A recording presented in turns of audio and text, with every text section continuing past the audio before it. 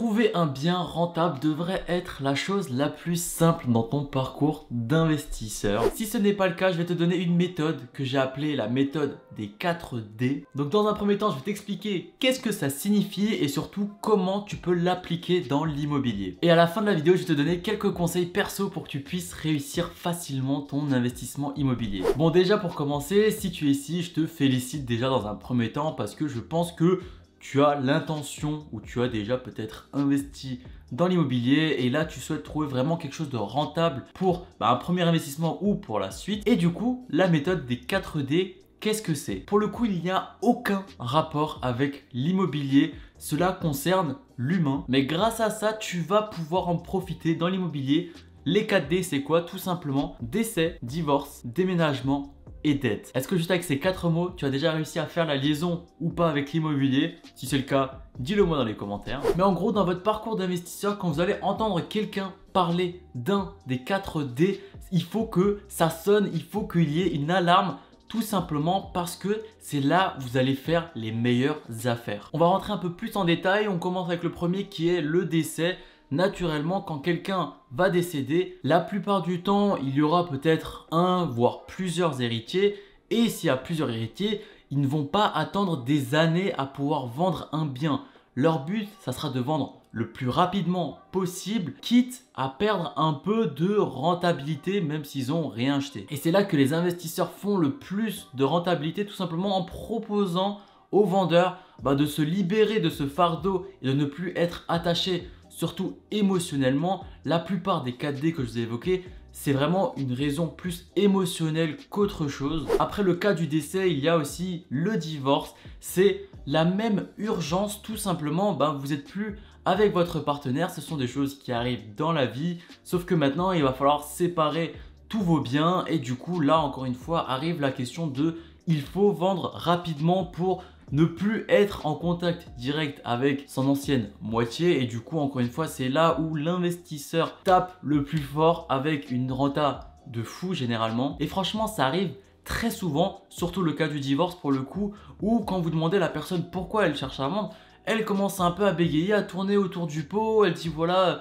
bon, je me suis peut-être séparé ou voilà, ça se passe pas forcément bien. Ça, c'est vraiment des choses où ça doit tilter dans votre tête et vous savez qu'elle a un petit chrono sur la tête et c'est là où il va falloir négocier à fond. Le troisième cas, c'est le déménagement, que ce soit professionnel, familial ou autre. Encore une fois, avec les questions que vous allez poser pendant la visite, c'est là où vous pouvez déterminer si c'est plus ou moins urgent ou non. Et là, encore une fois, c'est une occasion en or parce que vous savez que la personne en face doit vendre ou encore mieux si elle vous dit que avec l'argent de la vente, elle va pouvoir débloquer l'appartement où elle a besoin de vivre. Et c'est là où ça doit se tenir dans votre tête. Vous devez vraiment créer cette urgence chez la personne en disant voilà, moi j'ai les fonds, on peut signer ça au plus rapidement possible. Et du coup, vous pouvez déménager tranquillement. Et ça, faut vraiment le faire comprendre à la personne en face. Et enfin, le dernier cas, c'est la dette. Moi, à mon sens, c'est là où ça rapporte le plus. Tout simplement parce que c'est la chose la plus urgente. Plus la personne va garder le bien, va attendre, plus ça va lui coûter de l'argent. Autant les autres, c'est plus un côté émotionnel. Mais là, vraiment, ça tape dans ton argent actuel. Tu travailles, tu rembourses tes dettes.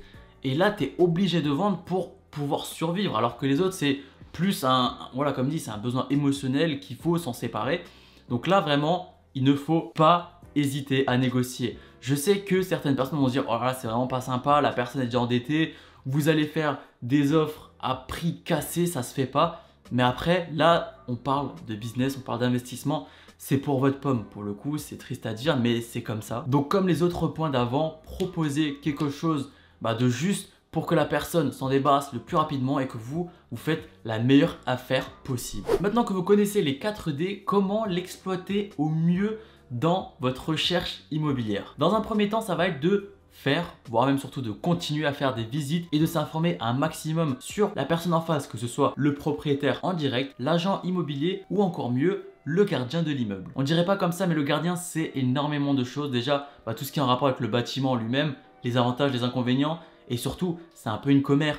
Il sait tout ce qui se passe, des déménagements, des divorces, qui est encore avec qui, pourquoi ils se séparent, etc. Franchement, vous allez être surpris Donc nouez vraiment un réseau interne très puissant. L'avant-dernier point pour exploiter au mieux les 4D, c'est d'être réactif. Comme je vous l'ai dit avant, si vous savez que Madame Dupont va être en procédure de divorce avec Monsieur Dupont, ils vont chercher à vendre. Donc essayez d'être réactif, mettez peut-être une petite lettre dans leur boîte aux lettres en disant voilà, moi je suis un investisseur, j'aimerais bien acheter un bien, j'ai entendu des échos, est-ce que c'est vrai ou pas? Je suis désolé pour votre cas, mais moi je suis prêt à prendre votre bien, etc. Donc présentez-vous, faites-le bien. Et le dernier point qui va suivre, c'est de négocier correctement le bien.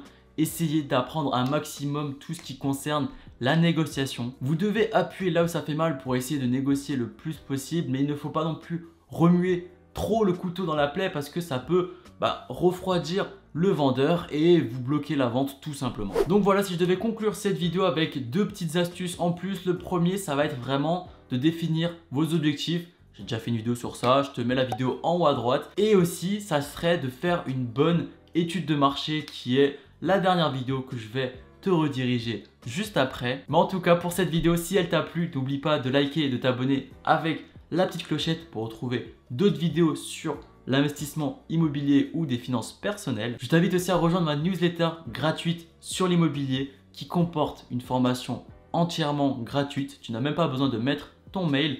Je te laisse aller voir ça, le lien dans les commentaires. Et je te laisse avec la dernière vidéo qui s'intitule Comment faire une étude de marché immobilier. Voilà, on se dit à la semaine prochaine. Ciao ciao.